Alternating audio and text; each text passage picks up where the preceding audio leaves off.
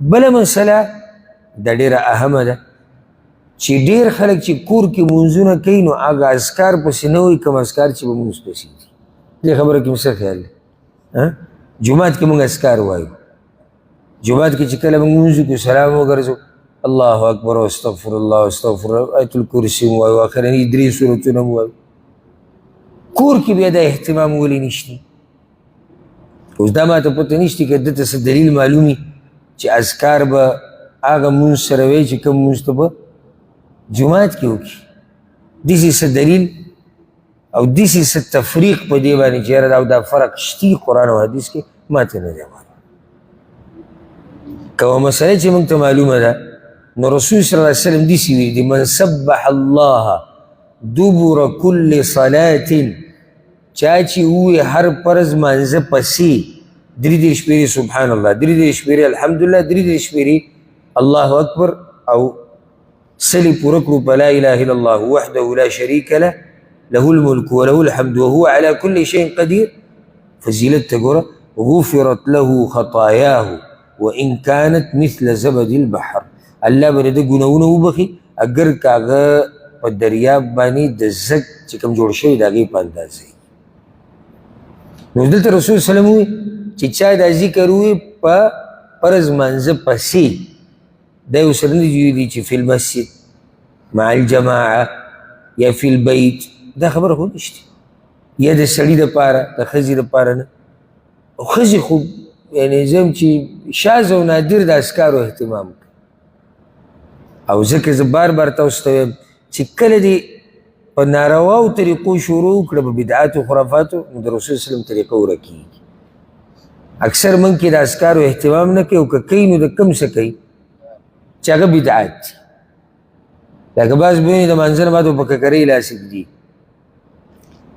یا قوي یا قوي یا بل ذکر وایي. د دې نه اصل شته او نه نسل شته او نه سر شته او نه خپې شته.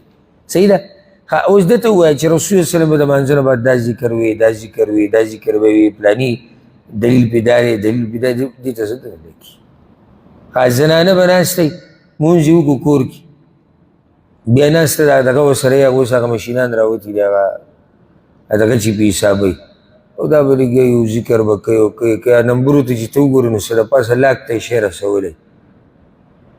نو دلته دا ټیم څه وی؟ وی دا سابیاق صاحب یا استاد صاحب یا مولوي صاحب یا په یوټیوب کې اوس وظیفې یوټیوب کې مې یا ټیک ټاک کې یو مولوي صاحب ویلو چې دا وظیفه د پراخه رزق دپاره ده 2 لکه پیرې وپلانې ذکر. رسول الله صلی الله علیه وسلم چې دلته کوم اذکار او دعاګانې وکړل هغې سره به څه کوو؟ پاتې شو. ولې ځکه چې د هغې ځای بدعت ونو، د هغې ځای هغه بدعات او خرافات ونو. طریقه د رسول الله صلی الله علیه وسلم هغه اذکار دي. اکثرو هرو جوماتونو کې الحمدلله دلته خصوصا هغه بورډ لګېدلی او په دې باندې زموږ یو کتاب هم دی رحیق الازهار. ای که ما دا د الله په توفیق سره د اذکار دعاګانې ټول راجمع کړي چې مانځه نه بعد دي سره د ترجمې او بیا به ما درسونه هم کړي دي چې دغه اذکار ته په مانځه پسې که په کور کې او که په جومات کې. او سره دا فایده ده که یو نیم سړی ووایي زه جومات کې اذکار نشم کولی زما تعدي کار لزم کور ته ځم بیمار یم بله څه مسله ده نو دا اذکار ته په لاره کې هم کولی شي، دا اذکار چې ته کور ته ورسې هم کولی شي ځکه چې دا په مانځه پسې لاته مانځه پسې. ښه اوس د دې مانځه هغه سنت چې کوم دي هغه به کله کې هغه به د اذکارو نه بعد کې که وروستني سنت وي لکه د ماسخوتن مانځه پسې دي یا د ماښام مانځه پسې دي یا ماسپښین پسې دي نو دا به ته کې د اذکارو نه بعد. اذکار په مانځه پسې دي. مونځ د مراد کوم مونځ دی؟ فرض مونځ دی چې دغه مونځ دې ختم کو اذکار به وکړي. که ته جومات کې کوې ډېره ښه ده. ولې جومات کې ولې ډېره ښه ده؟